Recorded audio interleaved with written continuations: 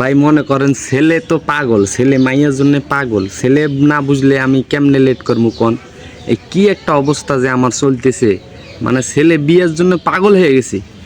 আমি বললাম যে একটু টাইম নাও, আমার আত্মীয় স্বজনদের দাওয়াত টাওয়াত দেই, এখন বুঝেনি তো, মানে ছেলে পেলে একের কি বলবো, বিয়ে করার জন্য পাগল হয়ে গেছে।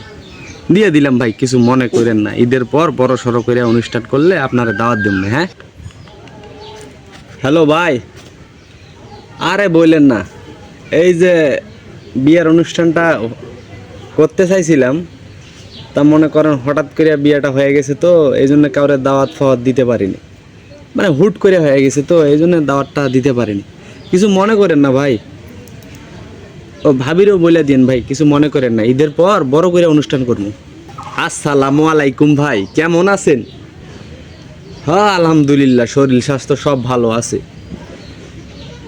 হ ভাই, শুনছেনই তো, মানে হঠাৎ করে বিয়েটা হয়ে গেছে, তো এই জন্য কাউরে বলতে পারি নাই। হ্যাঁ, মানে দাওয়াত আর কি কাউরে দেই নাই। ঈদের পর অবশ্যই একটা বড় সড়ো অনুষ্ঠান করবো, অনুষ্ঠান করলে পরে আপনারা দাওয়াত দিব।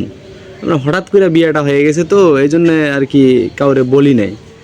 আচ্ছা, ভাবিরও বললেন, মন টন খারাপ করেন না, ঈদের পর বড় সড়ো করে অনুষ্ঠান করবো। এমন একটু ছোটোখাটো করে পার করে দিলাম আর কি। হ হ হ হ এই তো আল্লাহ রাখছে। আচ্ছা ভাই, কিছু মনে করেন না। হ্যাঁ।